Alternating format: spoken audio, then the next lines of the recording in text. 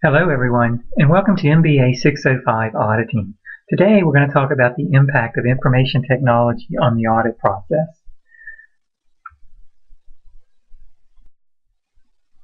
We're going to talk about how IT can help to improve internal control, and which obviously creates an advantage from an audit standpoint.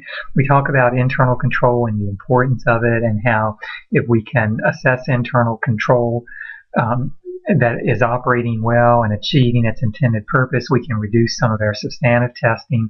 And so IT impacts that assessment of internal controls.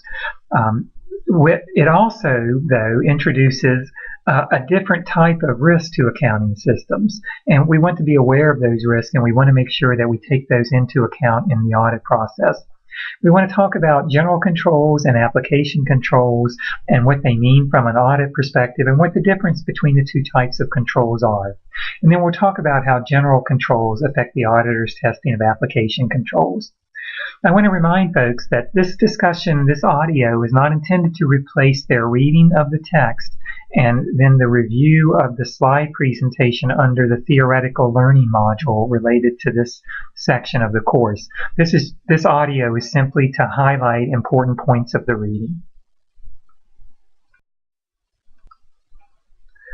So when we talk about how information technologies enhance internal controls, we're really talking about the way that computer controls replace manual controls, and how, as a result of that, the possibility for higher quality information is available.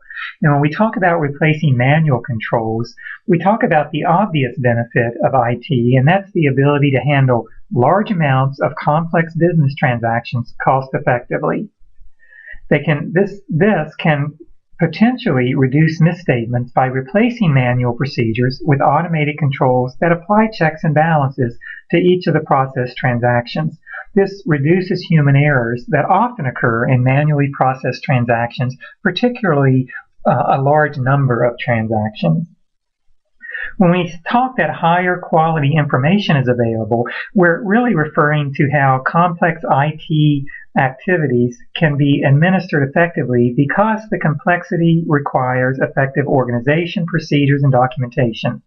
This typically results in providing management with more and higher quality information faster than most manual systems do.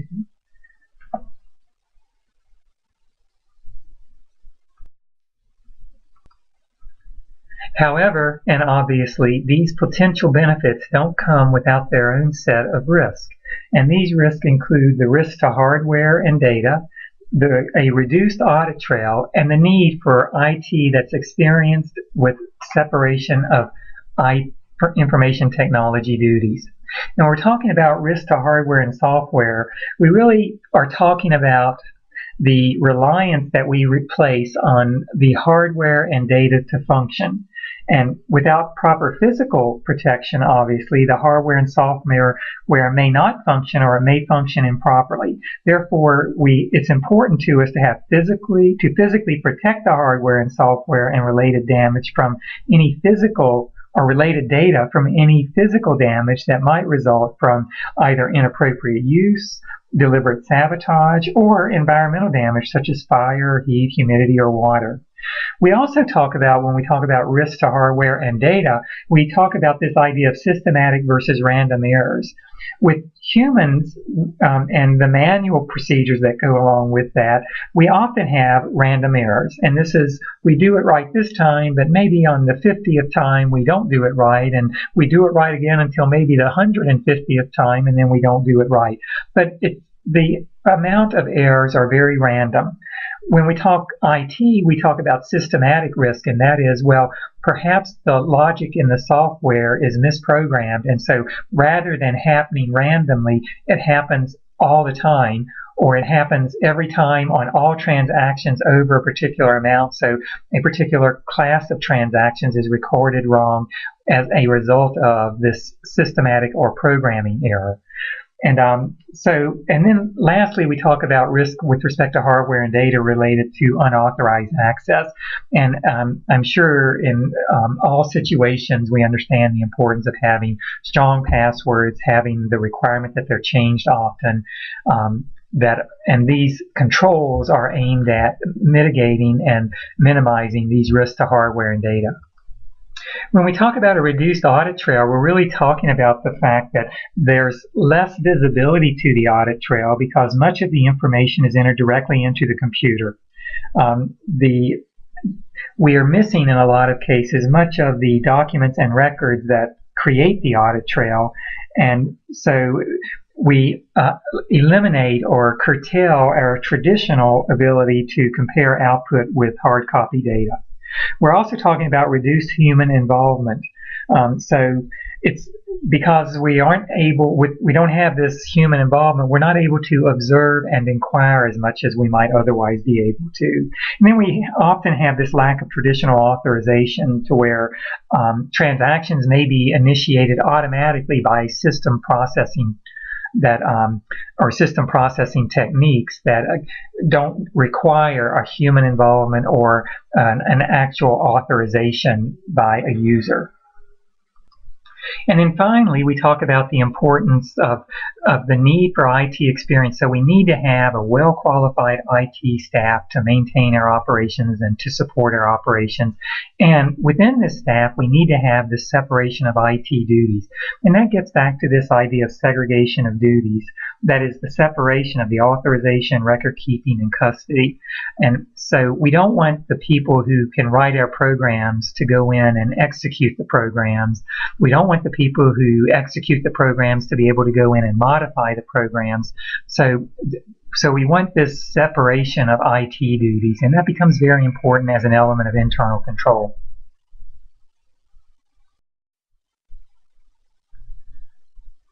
And this is just meant to illustrate some of the risk to hardware and data that we talked about, and that's the reliance on the hardware and the software. It's got to be physically safe and physically secure, unauthorized access, the importance of passwords, the systematic versus random errors, and this idea of data loss where we don't have the physical security.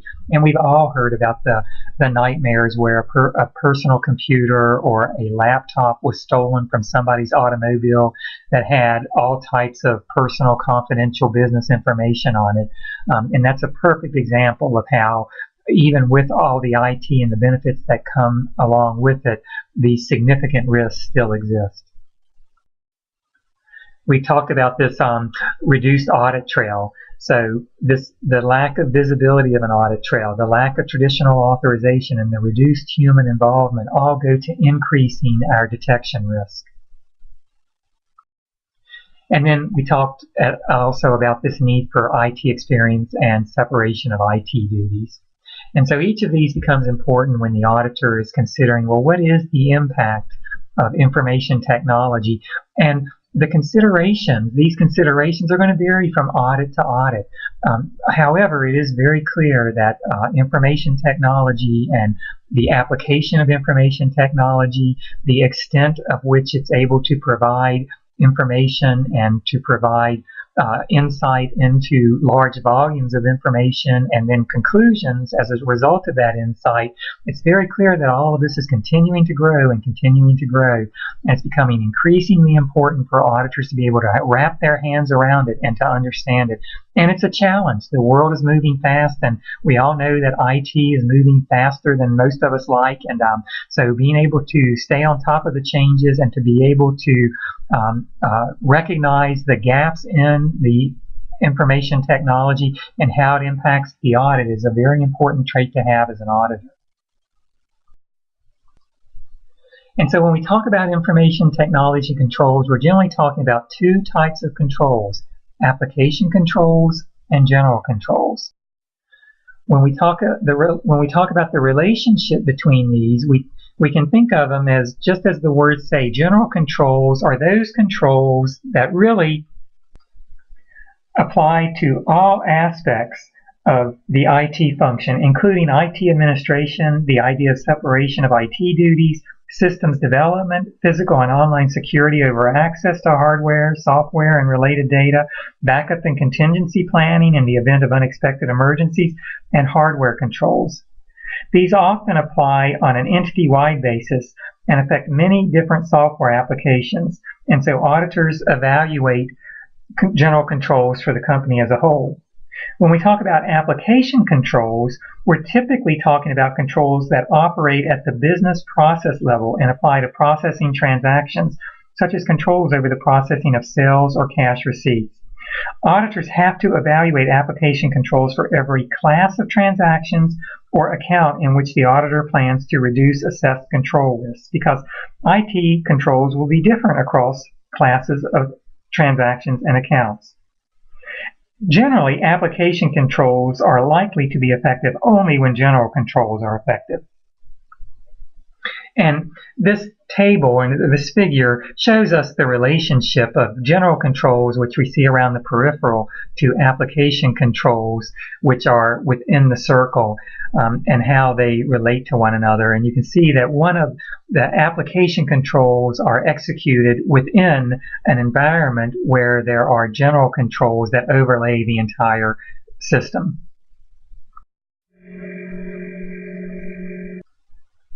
And so this table describes the 6 categories of general controls and gives an example of each, and the 3 categories of application controls. As an example, if we look at this general controls and we talk about the category administration of the IT function, there we're talking about the senior management and board of directors' attitude about IT and how it affects the perceived importance of IT within an organization. So their oversight, their resource allocation, and the involvement in key IT decisions each signal the importance of IT. In complex environments, management may establish IT steering committees to help monitor the organization's technology needs. In less complex organizations, the board may rely on regular reporting by a chief information officer or other senior IT official. If we move on and talk about systems development, this includes the purchasing software or developing in-house software that meets the organization's needs. And so if an organization decides they're going to purchase it or develop it themselves, what are the controls around the how it's purchased, what goes into the purchase decision, or how it's developed, and then how is it executed? Is it just pushed in, or is it a timed and deliberate approach to ensuring that users' needs are met and that there are sound controls so that at the end everyone has gotten a system that satisfies their needs? If we move on to application controls and we talk about input controls, these are controls that are designed to ensure that the information entered into the computer is authorized, accurate, and complete. They're critical because a large portion of errors in IT systems result from data entry errors.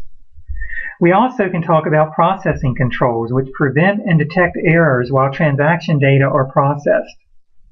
And then finally, there are output controls, which focus on detecting errors after processing is completed, rather than on preventing errors.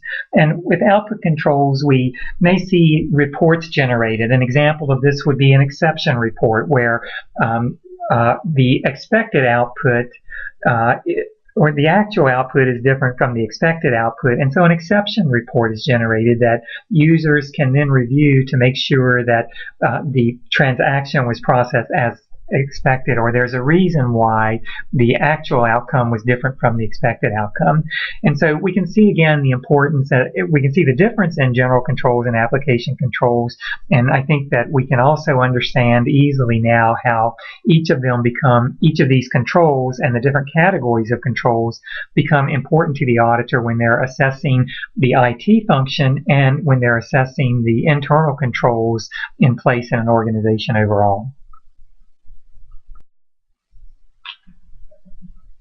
And so, as mentioned early on, what I would do is to go back and make sure that you read the chapter closely because of the importance of information technology to the auditor.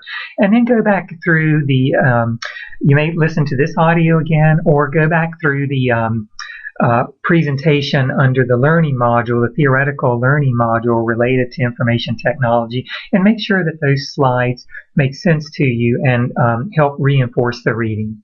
So thanks again for your time today, and I'm looking forward to our next topic.